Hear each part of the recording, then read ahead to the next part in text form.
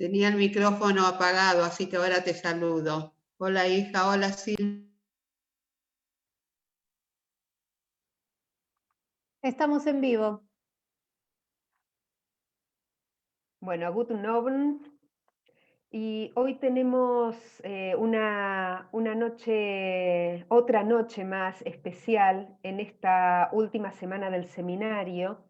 El tema que nos convoca en esta semana de cultura es Voces Singulares, que está a cargo de la doctora Perla Sné, quien nos está presentando durante toda la semana textos literarios y testimonios para que nos dan a conocer formas singulares de resistencia, tanto individuales como grupales, durante la Shoah, colectivas, y más que grupales durante la Shoah. Y hoy en este encuentro, Oscar nos trae otro modo de resistencia que no es tan conocido, no fue tan conocido, y entonces vamos a saber hoy de qué se trata. Y también les quiero contar quién es Oscar Hermes Castro. Nació en México y en el año 1996 se fue a vivir a Austria. Después de aprender alemán, se graduó en la Universidad de Innsbruck en Ciencias Políticas. Pasando unos años, Oscar abrió su propio restaurante en Austria, pero no dejó los estudios. De hecho, pasando algunos otros años, él se gradúa como doctor en Ciencias Políticas y en Ciencias Económicas. Paralelamente a su restaurante, no dejó sus actividades pedagógicas con niños y con adultos. Además trabajó también para UNICEF y para algunas otras ONGs. Y Oscar hoy, en estos momentos está viviendo en Buenos Aires desde el año 2020, vino por un rato, pero todavía está acá, y se vinculó desde el prácticamente desde el año 2019 hasta ahora, sigue vinculado a la Fundación Ivo. Entre otras cosas, Oscar escribió algunos libros, y un libro se va a publicar en Austria en septiembre, dentro de 2 meses, y ese libro se llama Oscar Kochbuch. Oscar, contanos un poquito recetas de fantasía, resistencia, cocina, Shoah. Primero que nada, muchas gracias por la presentación. Judith Elkes, Silvia Hansman, Nehome, muchas gracias por tu ayuda. Esther Schwartz, Mrs. Millerke, Lucas Fishman, y a mis compañeros de Ivo y al personal de Ivo y de la UNTREF, agradecerles por este espacio que me brindaron y por enseñarme Yiddish. Sigo aprendiéndolo. ¿Cómo surgió esto? Hace aproximadamente 6 meses, hablando con Silvia, le comenté las recetas de fantasía y ahí me di cuenta que no eran tan conocidas, por lo menos en Argentina. ¿Y qué son las recetas de fantasía? Son las recetas que nunca se cocinaron. Se escribieron sin cocinarse, se escribieron sin estar en la cocina, se cocinaron sin ingredientes y nutrieron a una serie de recetarios que sí existen y se escribieron durante la Shoah. Antes de esto, antes de empezar el tema, quisiera presentarme. Bueno, Judith ya me presentó, soy Oscar Hermes Castro, nací en Chihuahua, México, y vivo desde hace 1 año y medio en Buenos Aires. Y hoy, bueno, estudié en la universidad algo de historia contemporánea. Siempre me gustó la cocina, y el Yiddish me gusta desde hace muchos años, pero recién ahora tuve la oportunidad de aprenderlo. Y esta presentación junta todo eso, junta mi pasión por la historia contemporánea, la cocina y el Yiddish. Voy a empezar a compartir pantalla, bueno, un poquito más tarde, pero bueno, acerca de los recetarios de fantasía. Bueno, tenemos que empezar por el lado humano de la cocina. Voy a empezar un poquito raro, pero espero que al final se entienda. Es muy probable que todos nosotros hayamos escuchado hablar de metabolismo en las células, en las personas. Bueno, pues el metabolismo, para quien no lo haya escuchado, son los procesos físicos y químicos que cada célula de nuestro cuerpo atraviesa para poder reproducirse y crecer. La célula es la unidad más pequeña de un ser vivo y necesita la ingesta de material o de alimento para mantenerse viva, crecer y reproducirse. Cuando una célula se reproduce, pasa información en forma de ADN a la próxima generación de células. Las células forman tejidos, forman órganos, forman sistemas, y nosotros los seres humanos somos un conjunto de sistemas que trabajan en armonía e interdependencia, como ejemplo, el sistema nervioso, respiratorio, digestivo. Al estar nosotros conformados por células, nos comportamos como tales. Necesitamos ingerir materia para mantenernos con vida y crecer. Pero a diferencia de las células, nosotros podemos transmitir información de diferentes maneras a las siguientes generaciones. Los cálculos matemáticos, la ortografía, la geografía, son todas áreas que aprendemos no por la ingesta ni por ADN, sino por conexiones sociales. Una pregunta, en esta parte olvidé comentar que voy a decir un par de frases en Yiddish, lo voy a decir también en castellano para la gente que no entiende. Die Witzen und die Meises, das halt haben wir gelernt in der Schule oder bei Freund. Los chistes, las historietas, las anécdotas, las aprendemos no por el ADN ni por la escuela, sino con amigos. Somos seres sociales y necesitamos reproducir y contar nuestras historias. Esto pasa en todas las culturas. Por ejemplo, cualquiera de nosotros puede definir una manzana, identificar en una fotografía unos sorrentinos de calabaza o explicar qué es el gefilte fish. En todas las culturas, por ejemplo, en un libro que leí de un finés hace muchos años, Sino el egipcio, de Mika Baltari, el narrador dice: quien ha bebido el agua del Nilo, que aspire a volver, pues ninguna agua apagará su sed. Un escritor español, gastronómico, Miquel López Iturriaga, dice que las mejores croquetas de España son las que hace la madre de cada español. Aquí tenemos que la comida, todo lo que ingerimos, no es el agua, pero a cada uno de nosotros nos sabe el agua de manera diferente, las croquetas nos saben de manera diferente, la sopa. No exagero, creo, si cada uno de nosotros sabe mencionar qué ingredientes lleva una sopa. 4 o 5 diferentes, cebolla, zanahoria, apio. Pero en una listita de 5, podemos alistarle una listita, pero podríamos hablar horas y tener conversaciones largas hablando de la sopa de una bobe, de un seide, de la mume, de la mame. A pesar de que son 5 ingredientes, podremos hablar tanto sobre ellos. Otra cosa, al comer, los seres humanos no solo ingerimos material para mantenernos con vida, sino que utilizamos nuestro sistema digestivo y activamos nuestro sistema nervioso. Schmeckt das so gut. Al tener un plato de comida caliente frente a nosotros, nuestro olfato recibe información que luego la pasa al cerebro y la identifica. Y al hacerlo, esos olores nos recuerdan a algo. ¿Con quién comí esta cosa? ¿A qué me recuerda este olor?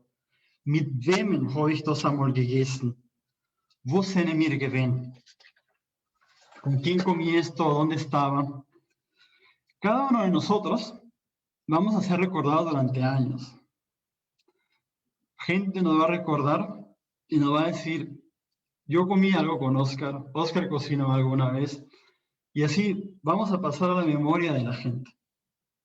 La comida para mí no es una necesidad diaria, es un ritual de sobrevivencia lleno de magia, de recuerdos y de nostalgia. La mayoría de las veces lo hacemos sin darnos cuenta. Otras veces hacemos conciencia y esta conciencia forma la resistencia. Así lo hicieron cientos de mujeres que en los campos de concentración se reunían cuando se les permitía y utilizaban estos minutos para olvidarse del terror de cada día. Durante estas reuniones, muchas veces a escondidas, hablaban, entre otras cosas, de comida, de las cosas lindas de la vida antes del campo de concentración y de la esperanza de salir. En el Frauenlager de Ravensbrück, que fue un campo exclusivo para mujeres, en su mayoría judías, polacas, pero también alemanas, de repúblicas soviéticas, francesas y belgas, se reunieron estas mujeres y escribieron libros de recetas. Hay una historia muy linda que le pasó a Judith Aufricht, que después se pasó a llamar Taube, que un día en el campo de concentración no pudo ir a comer porque estaba enferma y le tocaba una rebanada de pan. Sus amigas, al regresar, le dijeron: Julie, Judith, qué lástima que no pudiste venir hoy a comer. Fíjate que el día de hoy, por la mañana en el campo, nos sirvieron huevos con mantequilla, jamón y queso. Después, a las 10 de la mañana, nos dieron yogurt, nos dieron langos. Los langos son algo así como la torta frita.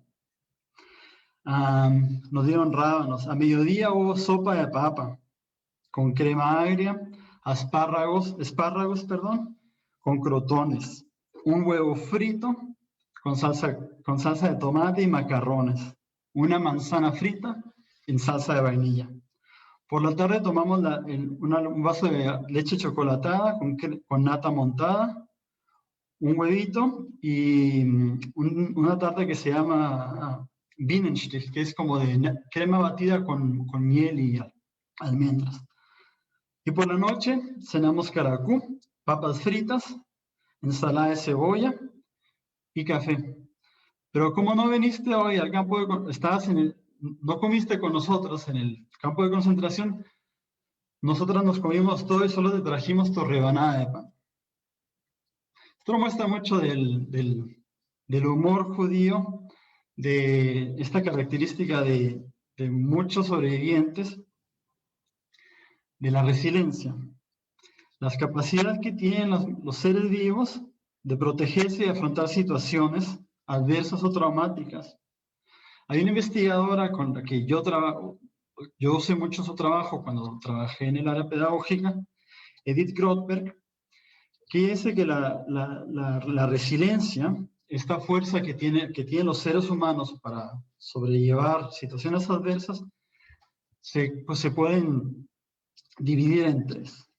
La fortaleza interna, que es cuando una persona sabe que es fuerte, por ejemplo, que soy una persona tranquila, una persona optimista. La resiliencia con habilidades, que es, por ejemplo, yo sé hablar ruso, sé descifrar el código Morse, y el soporte social, sobre todo. Tengo una persona que me apoya, tengo amigas con quien hablar cuando lo necesito.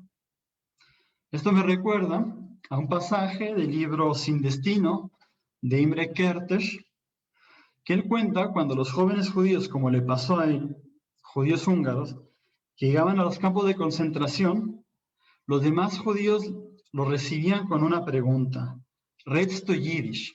¿Hablas Yiddish? Siguiendo de esto, les preguntan: ¿Wie alt bist du? Sog, du bist 13. Du bist 13. ¿Qué quería decir? Los judíos del campo de concentración recibían a los nuevos judíos y les decían, primero que nada, ¿hablas Yiddish? Porque ¿qué pasaba? El Yiddish les permitía comunicarse entre sí sin que los alemanes les entendieran y les permitía hablar alemán sin entender el alemán de sus captores. Yo no sabía que en Auschwitz, por ejemplo, si aparentabas tener 13 años era una herramienta. Te podías salvar del campo de exterminio y te enviaban a a un campo de trabajo, a un campo de concentración. Aquí notamos la fortaleza interna, la fuerza de cada persona que estuvo en los campos, las habilidades con el idioma y el soporte social. A la hora de llegar a Auschwitz, Imre Kertész empezó a hacer amigos y a crear sus círculos de apoyo. Los recetarios de fantasía resultan de estrategias de resiliencia, sobre todo el soporte social, pero también de fortaleza interna y habilidades. No olvidemos que estos recetarios fueron escritos, contados y transmitidos en medio de situaciones terribles. Aún así, estas mujeres se arriesgaron apelando a sus recuerdos, buscando en su memoria, haciéndose papel y lápiz para tener un cuadernito hechizo para poder transmitir. Les voy a mostrar ahora, un momento.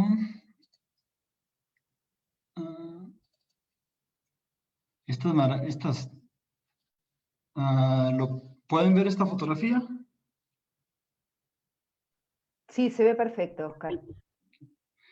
Este es uno de los, este es el recetario de fantasía de Judith Perr.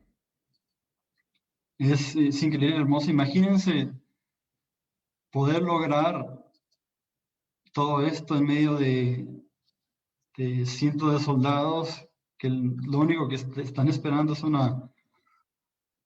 momento para disparar, para sacar todo, no sé. Es increíble lo que hicieron todas estas mujeres. Sigue siendo el de Judith Perr. Este es otro libro de fantasía recetario. Este es por Eva Oswald. Este está escrito en alemán y este está en alemán también. También en alemán. Este es el de la familia Féniez, que la familia Féniez lo escribió en húngaro, pero ellos vivían en Eslovaquia. Este es el de la señora Singer. Está también en húngaro. Este es el de Ilona Kellner. Este está en húngaro y en partes en alemán. Este es el de una señora que solo se sabe que se llama Mariska. Este es para mí uno de los más lindos. Es el de una mujer que se llama Franziska Quastler. Después se casó y fue sobreviviente, se casó y en Israel se bautizó y se cambió el nombre a Nurit Stern. FKL significa Frauenkonzentrationslager, campo de concentración de mujeres. Aquí tienen un poquito lo que otras compañeras del campo les escribían en varios idiomas. Francés, en húngaro. Este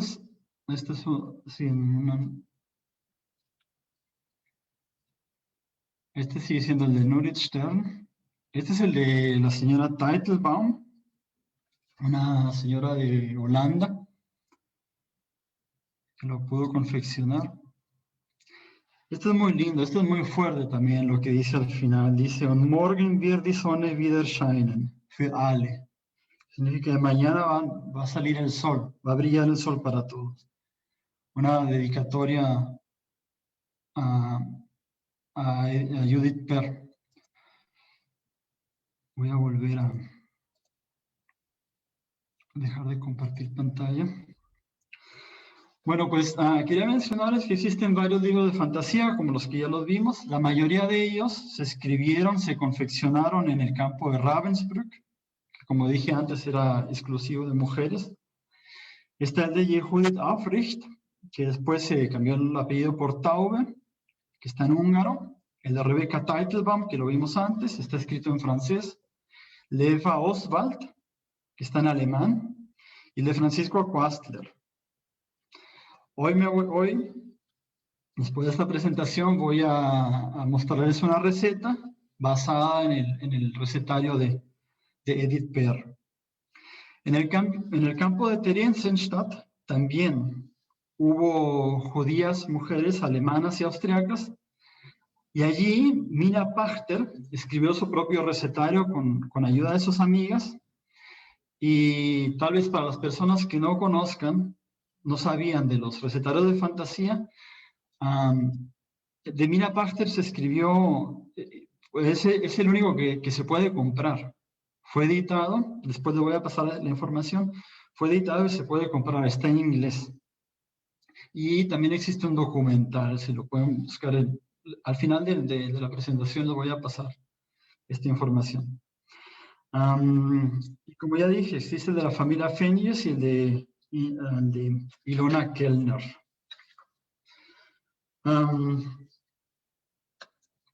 Creo que, bueno, ahora voy a pasar a mostrar los videos. Bueno, es una serie de videos, pero con una receta de la cual yo me inspiré del libro de Judith, de la señora Per, para que ustedes vean cómo se cocina, pueden cocinarlo en sus casas. Más tarde, Dalia les va a pasar por chat, o si no es posible también por mail, la receta que está transliterada en Yiddish para la gente que sabe Yiddish pero no puede leer en alfabeto hebreo, y está en español también. Judith, creo que querías mencionar algo antes de que empezara con la receta. No es que yo quería mencionar, sino que sé que vas a mostrar el video de la receta que cocinaste para que veamos los distintos pasos. Me gustaría que digas por qué elegiste esa receta, ¿sí? Mira, yo empecé, como tú dijiste, abrí un restaurante en el año 2014, en Austria, y de todos los recetarios de fantasía que estuve revisando para esta presentación, el de Per, fue el Edith Per, que lo escribió que era húngara, y que lo escribió en alemán y en húngaro. Tiene las recetas más austriacas, por decirse así. Tiene los platos que yo conozco, muchos de ellos los conozco, los puedo cocinar. Y el Kaiserschmarrn, que es lo que vamos a ver hoy, lo cocino yo en mi restaurante. No es la receta de Edith Per, pero es como yo sé cocinarlo, y está, como digo, está inspirado en el libro de Edith Per. Gracias, Bueno, Oscar. Entonces, ¿vemos la receta? vemos la receta. Hace una semana estaba todavía en México y filmé el video en casa de mi hermana, y está en Yiddish. Pero voy a hacer pausa de vez en cuando. ¿Qué es esto? No sé qué era. Está en Yiddish, pero voy a hacer pausa para traducirlo al español. Es un video muy cortito. Y bueno. Miren, aquí están. Eso es lo que voy a cocinar. Este documento, no sé si Daria lo voy a pasar por chat para que la gente que está en Zoom lo pueda descargar. Y si no, pues creo que después se va a poder enviar por email. Bueno, compartir pantalla.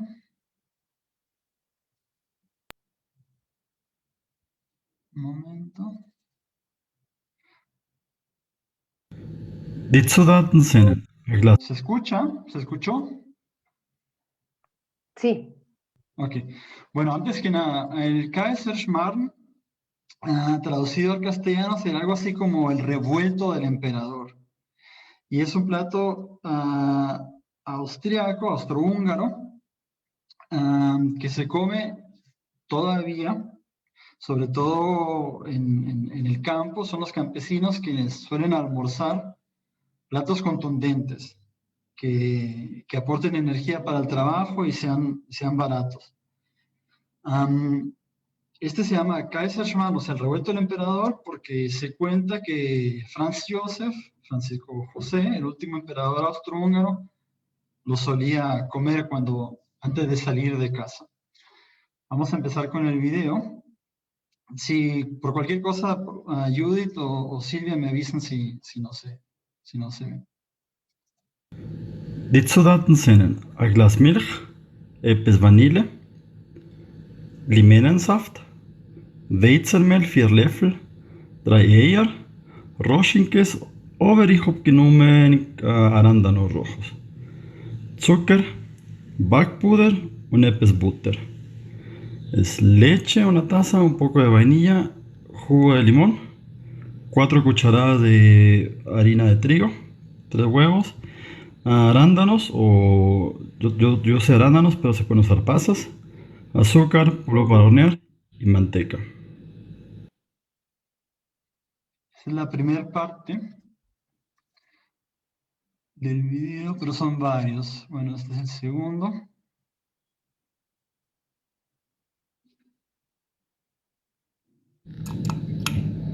Zuerst darf man mischen ein Löffel Limettensaft und die Roschenkäse in ein Glas mit Milch. Nach 10 Minuten wird von der Milch werden Säuermilch. La Säuermilch, que es como la leche cuajada, es muy común bueno, lo aprendí en la clase de Nehome, que es muy común en la cocina judía, pero no se puede comprar en el supermercado. Entonces, lo que yo hago para hacer la Säuermilch, la leche cuajada, es tener una taza de leche, ponerle 1 o 2 cucharadas de jugo de limón, y le echo ahí las pasas o los arándanos, y en 10 minutos aproximadamente la leche se cuaja por sí sola. Disculpen que esté todo así. Bueno. In eine größere Schüssel gießt du rein 4 Löffel Mehl, 3 gelegentlich, ein Teelöffel Zucker, ein Viertel Teelöffel Backpuder und ein bisschen vainilla. Bueno, en este paso se mezclan las 4 cucharadas de harina con 3 yemas de huevo, un poco de azúcar y vainilla, que en el momento de grabar olvidé cómo se decía en yiddish y dije directamente vainilla. Voy a intentar hacer algo, a ver si se puede ver todos los videos de corrido. No. Un momento, me equivoqué. Este plato terminado, pero no funcionó lo que quería hacer. Bueno, entonces,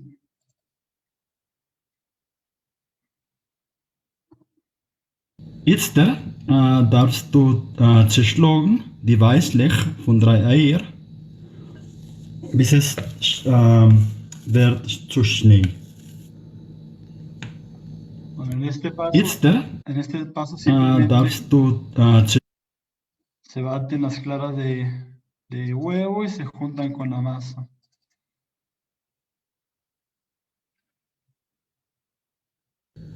und jetzt als mischen. Era un video que no era muy necesario, pero bueno, es cuando se mezcla todo. Este video, aquí, después de, este es el 6º video, ahí entendí cómo poder hacer, cómo poder editar mientras filmaba y Jetzt mejor hecho. darfst du schmelzen die Butter mit 3 Löffel Zucker. 1, 2, 3.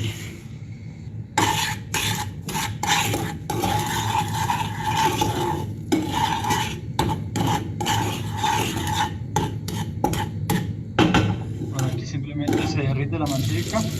Wenn die Butter wird braun, ein paar Sekunden, gießt du rein den Teig. Cuando la manteca esté marrón, se le echa la masa. Jetzt gibt man noch Ein bisschen Zucker. Eventueel 1 oder 2 Löffel Zucker. Und das Feuer nicht sein sehr stark. Añadí un poquito Sí, de está. azúcar, hay que bajar al mínimo el Und fuego y tapar. Deckel. Und nach 4 oder 5 Minuten nehmen wir weg die Deckel und rieben das Teig. Mit der Hilse im Löffel. Es ist nicht kein Problem. Aber das Teig zerbricht sich. Eine Minute oder 2 später ist der Zucker schon geworden Karamell. Aquí, bueno, esperar 4 o 5 minutos y hay que darle vuelta al panqueque este. Y no importa si se rompe porque se va a destrozar al final. Ahora lo van a ver. El azúcar de abajo ya está hecha caramelo y hace falta que el azúcar que esté encima también se caramelice. Du darfst jetzt alles zerbrechen, aber später.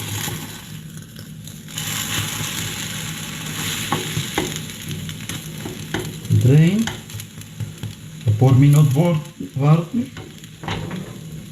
bis der Zucker unten ist geworden Karamell. In ein paar Minuten, 1 oder 2, darfst du alles zerbrechen. Vamos a ver cómo se emplata. Du darfst jetzt alles zerbrechen. Die Stücke müssen sein so groß wie ein grober Finger. Los pedazos tienen que quedar más o menos como el tamaño de un pulgar. Und lege dann alles in einen großen Teller.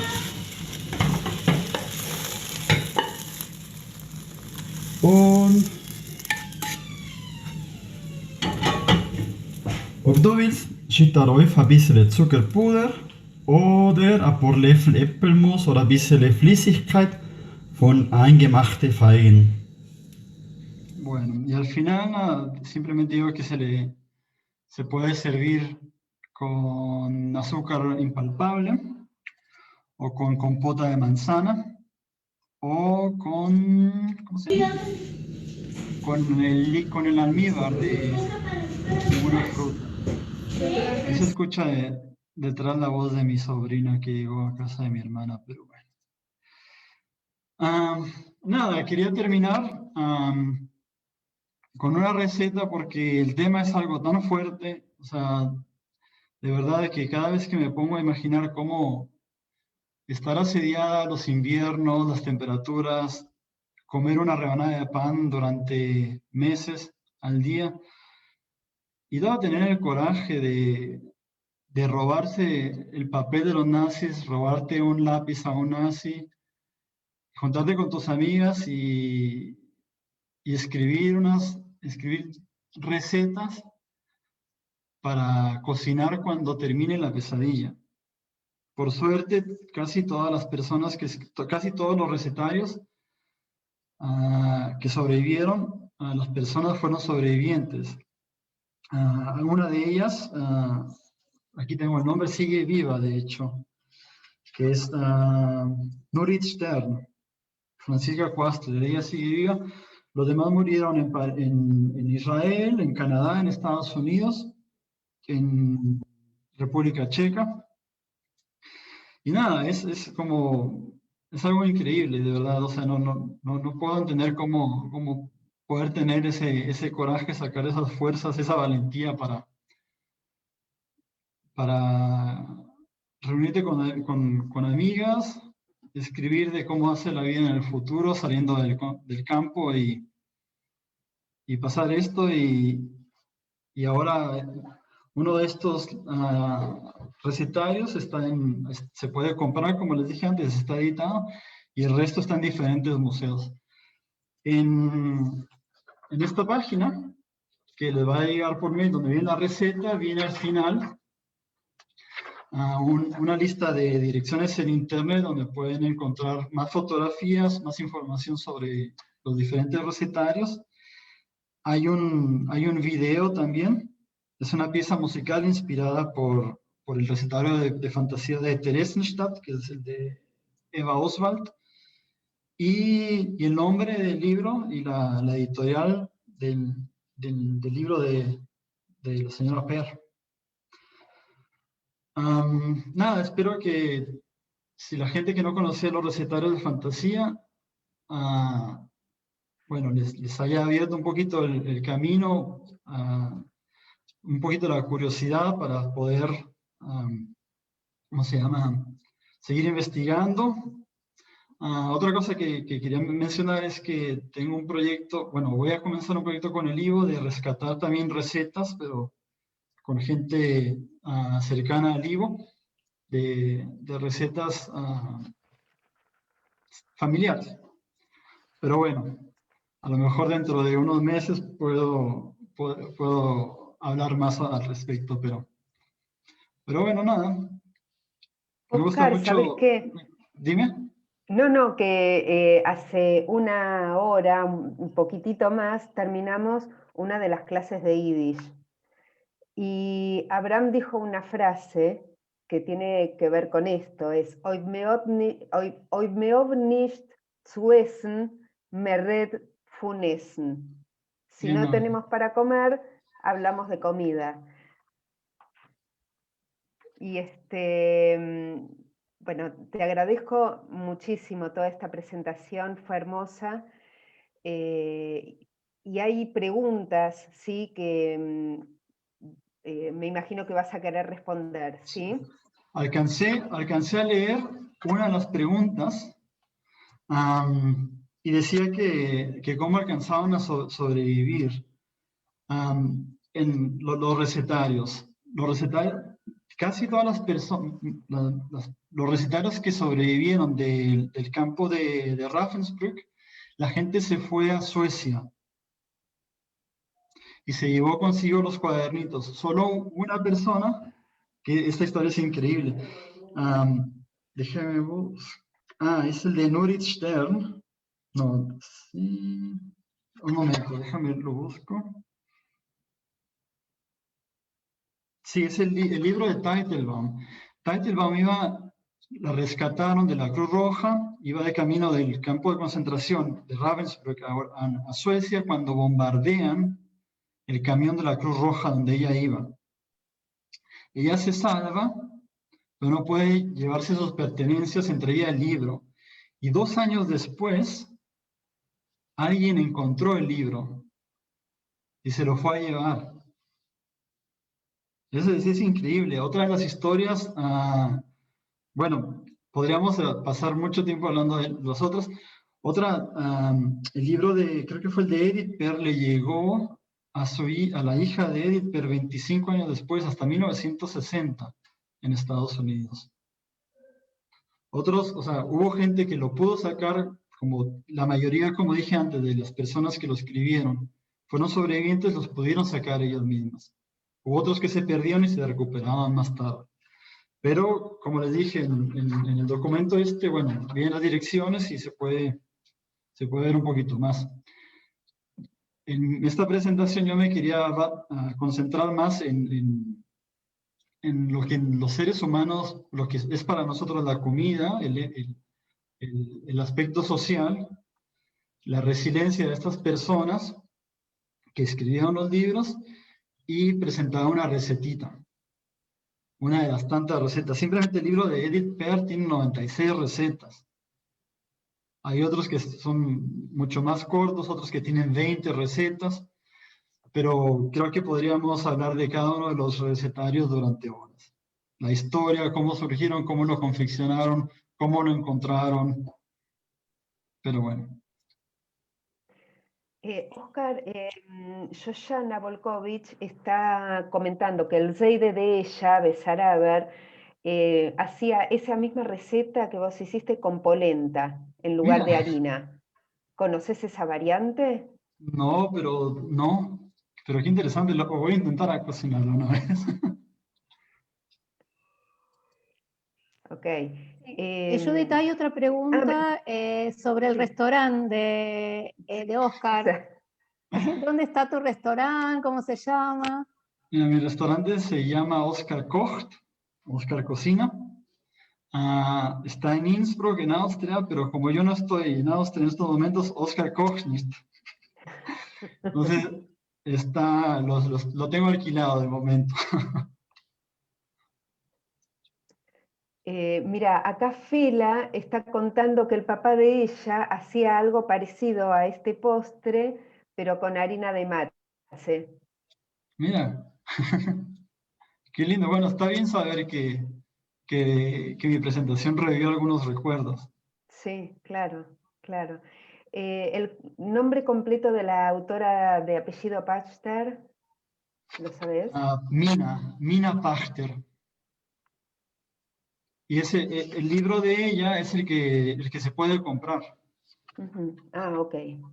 Pero el libro, bueno, lo escribió Cara de Silva y se llama In Memory's Kitchen, en la cocina de la memoria.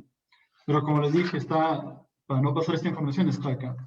Pero Mina Pachter, pues, su libro se puede comprar. ¿Qué otra? Bueno, acá Cecilia te quiere decir esto, que rescatás lo social de las recetas y también el afecto que circuló y está presente en esta presentación tuya. Gracias. Otra cosa, creo que, bueno, como dije, el libro de Mina Pachter son un montón de recetas de la familia Fenies, lo rescató. La familia Fenies, los padres murieron porque eran húngaros, pero que vivían en Croacia, creo, en Zagreb. Los padres los enviaron a exterminio, a Auschwitz. Los hijos sobrevivieron porque fueron a otros campos. Y la cocinera de la familia, mientras ellos estaban en los campos, regresó a la casa y rescató el libro. Y después, en el 45, cuando la familia se reúne, les hace llegar el libro que había escrito la madre que cayó en el exterminio. Hay recetas de gente que ella misma creó las recetas, otras que se pasaban entre amigas, otras que la dueña del recetario se lo prestaba a una amiga para que le pasara las recetas. De verdad, se vivían como, en esos momentos, en estas reuniones, vivían como si fueran libres, como si fueran a salir al día siguiente, como si estuvieran en una cocina o en un mercado comprando todo para cocinar. Una fuerza de voluntad y esperanza increíble. A ver, déjame reviso. Yo también Sí, hay, preguntas. ¿De dónde sacaste los restos? acá Dalia está compartiendo otra de las recetas. Igualmente les vamos a pasar por mail, porque Oscar preparó especialmente con links hacia distintos lugares, digamos, hacia una canción, hacia las recetas, así que eso lo van a recibir por mail.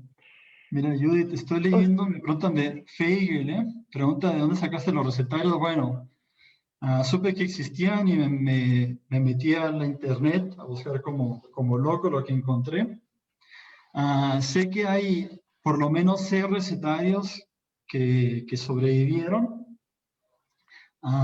por lo menos 6. Uno de ellos, como dije, está publicado. Luego, ninguno de esos está escrito en Yiddish, pregunta Laura. Que yo sepa, no, están, como dije, en varios idiomas. O sea, hay muchos que están en alemán y húngaro. Hay otros en checo.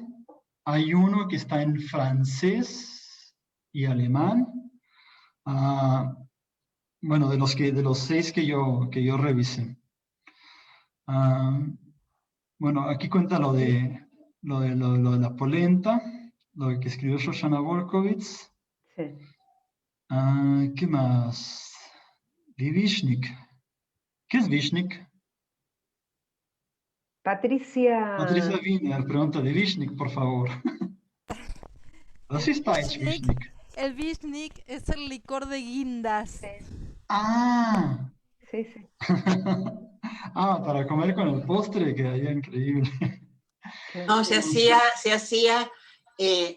hola, mi nombre es Esther, y se hacía habitualmente, yo recuerdo mucho, mi mamá, en el fondo de la casa, en una damajuana, compraban las cerezas o las guindas, las ponían en la damajuana, les agregaban alcohol, lo tapaban con un trapito para que no entren los bichitos y eso, y se dejaba a la intemperie y al sol no sé cuánto tiempo. Lo único que te puedo decir es que aún recuerdo ese perfume y ese, porque después se comían las cerezas o las guindas y también el vishni, que era espectacular.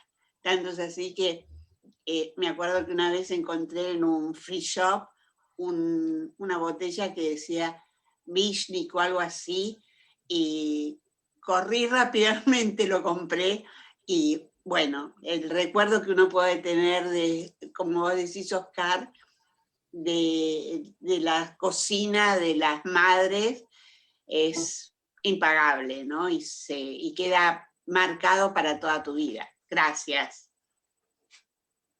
En Bueno, Polonia lo Silvia, venden, en Polonia es donde lo venden. No En Rusia seguro alcancé. que está. bueno, Silvia Viale pregunta si había recetas recurrentes.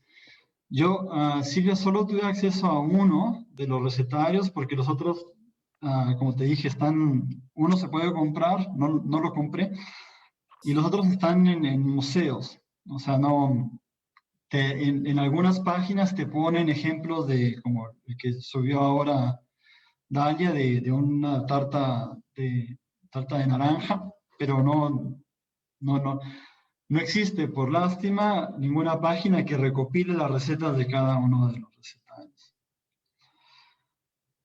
A ver, estoy leyendo las preguntas. Sí, hay Bueno, agradecimientos, hay evocaciones a las vidas familiares, a los aromas de las comidas de las casas. bueno, creo que... Oh, sí. ¿Hay alguna otra pregunta, Judith? Como pregunta no, es lo que te comentaba recién, agradecimientos y realmente realmente muy hermoso lo que toda tu exposición y el poder plasmar en una receta, terminar la exposición en una receta, también es muy lindo poder haberlo entre todos y todas. Así que es el agradecimiento a vos, Oscar, y agradecer a cada una de las personas que está hoy y que estuvieron los miércoles anteriores, obviamente a los estudiantes a los compañeros y compañeras del seminario, ¿sí? Pero hoy, digamos, es el último miércoles de estas clases extracurriculares en las que estuvo presente no solamente el seminario, sino también otra gente, el público, porque fue mixto, digamos, estas clases fueron mixtas, ¿sí? Nos volveremos a encontrar a partir con los compañeros y compañeras mañana.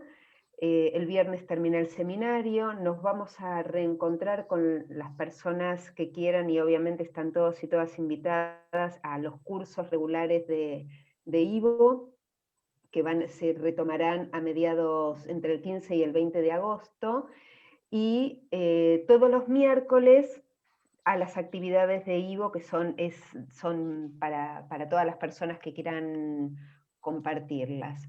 El primer miércoles va a ser regular, digamos, va a ser el 11 de agosto, que comenzamos con el Teimit Leader, y aunque no lo puedan creer, nos vamos a España con Yiddish, porque en España también hubo y hay Yiddish. Así que de mi parte, gracias a todos, y por parte de todo el equipo Ivo, gracias a cada una de las personas, a Dalia, que está siempre en la parte técnica ahí, Silvia, y bueno, Oscar, hoy especialmente a vos. Gracias. Así que, Muchas gracias.